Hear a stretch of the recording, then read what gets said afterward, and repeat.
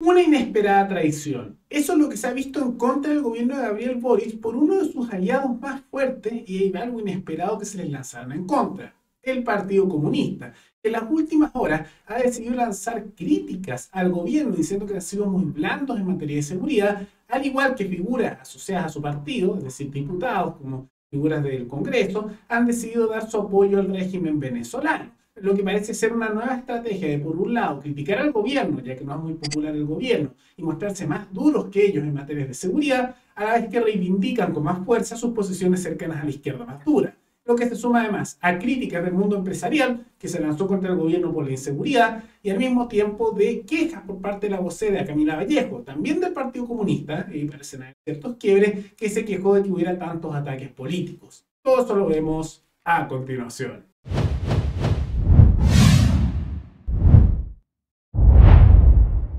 No es algo raro que veamos numerosos ataques en contra del gobierno. Uno diría que más bien lo esperado, tomando en cuenta la situación de inestabilidad y compleja que se ve a nivel nacional en distintos ámbitos.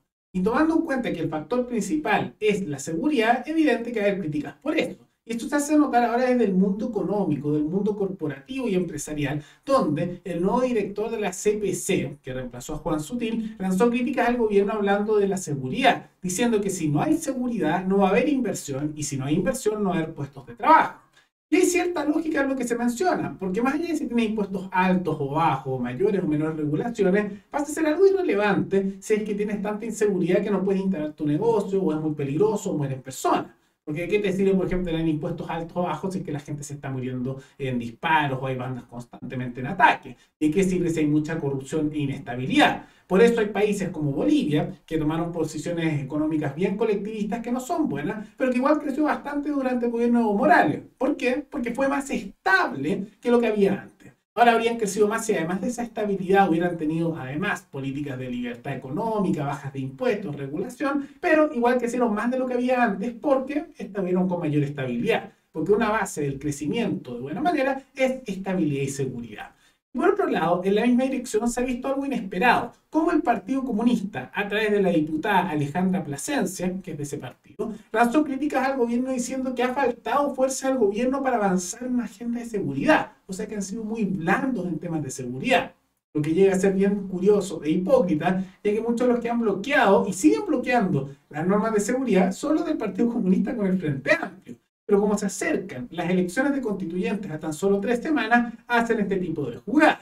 Y lo curioso es que a la vez que hacen ese tipo de movimientos, salen a defender otros al régimen venezolano de Maduro. Documentado. Porque la situación objetiva en Venezuela es que este gobierno terminó con una élite que era profundamente corrupta, la élite del COPEI, la élite de Acción Democrática, una élite que había llegado a un nivel escandaloso de corrupción. Y la cambió por la boliburguesía. Y la cambió, a juicio mío, por una mayor redistribución en beneficio del pueblo. Ahora, pero si están muertos de hambre, diputado Núñez, ¿qué están redistribuyendo si los anaqueles están vacíos? Se han envuelto las enfermedades como la tuberculosis y la malaria.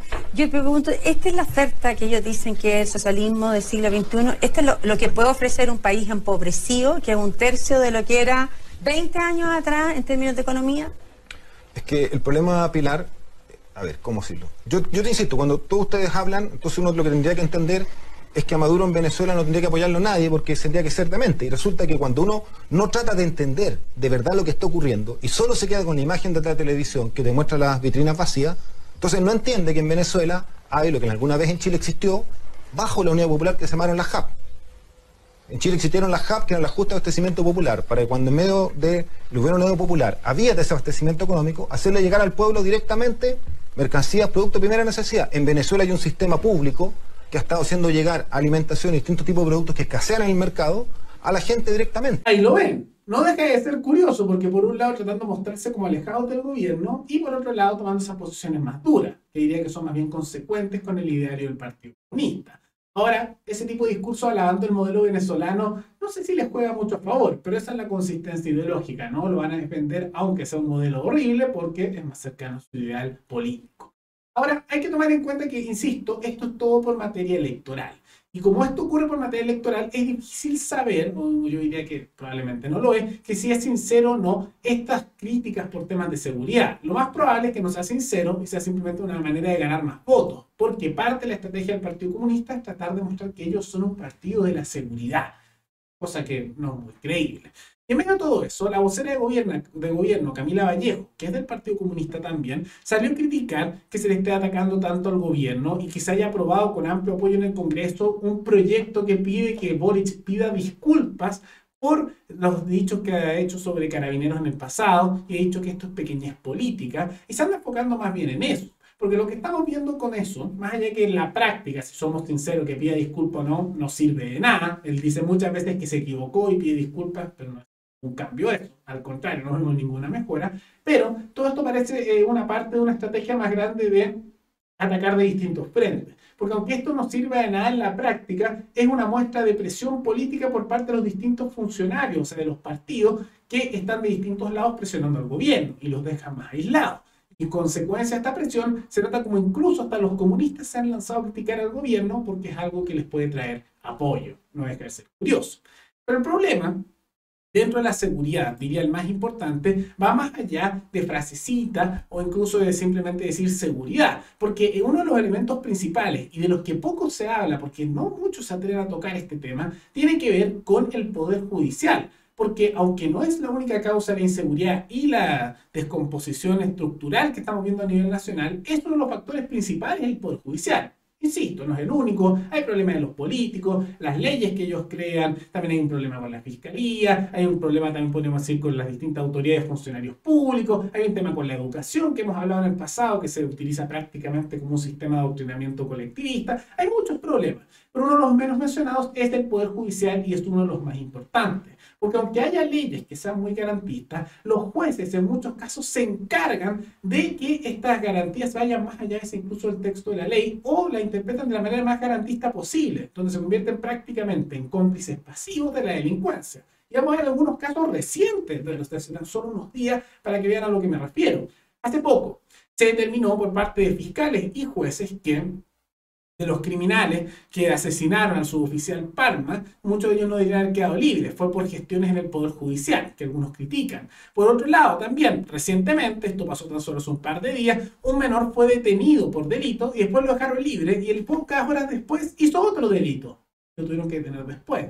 Una puerta giratoria. O uno de los casos más indignantes que ocurrió recientemente, como un tribunal hace poco le dio un beneficio de libertad a un hombre que abusó sexualmente a una niña de 3 años y ¿qué hace? Lo dejan libre. Ahora, es cierto que algunos van a intentar escudarse diciendo, bueno, es que las leyes son garantistas. Y es verdad, un problema son las leyes, lo mencionamos, pero no solo eso. Incluso dentro de la estructura legal chilena hay un margen de interpretación. Y es bien curioso cómo los jueces, de manera sistemática, dejan libres a los delincuentes. No es solo por la ley que sea estructurada así, sino también por la interpretación que ellos dan. Porque hay un tema ideológico, podríamos decir más bien una postura dentro del Poder Judicial de que se ve casi al delincuente, del tipo que sea, como una víctima.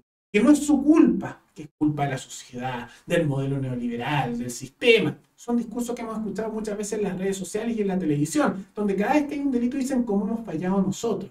Se fijan, ya no lo dicen tanto, pero se dijo por mucho tiempo. Y esa es la mentalidad que en muchas de estas figuras está. Como ven como una víctima, aquel que hace la agresión, aquel que hace el delito, se trata de tomar la visión menos lesiva posible. Entonces, inevitablemente se dan estos problemas.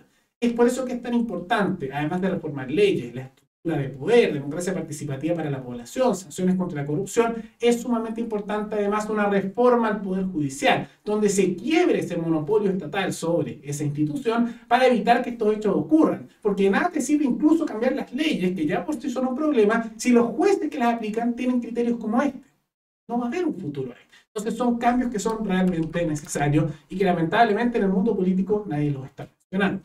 Pero más allá de esta situación, ¿qué les parece estas críticas tanto del Partido Comunista como del mundo empresarial al gobierno de Boric? Esto pueden comentarlo abajo. Y antes de terminar, quisiera agradecer al suscriptor Carlos Senel, que se volvió el suscriptor más reciente en decidir hacer un aporte al canal a través de la comunidad de YouTube. Así que muchas gracias, se lo agradezco mucho. Y gracias a aportes como el suyo y el de otros suscriptores, que este proyecto sigue adelante y se mantiene independiente. Así que si alguno de ustedes quiere hacer un aporte voluntario único por Flow, o por criptomonedas, o un aporte mensual por Patreon, o por la comunidad de YouTube, pueden decidir hacerlo mirando el comentario que se encuentra fijado abajo, y también pueden apoyar este programa comentando, dando like y compartiendo este video en sus redes sociales. Nos veremos en el siguiente programa. Hasta luego.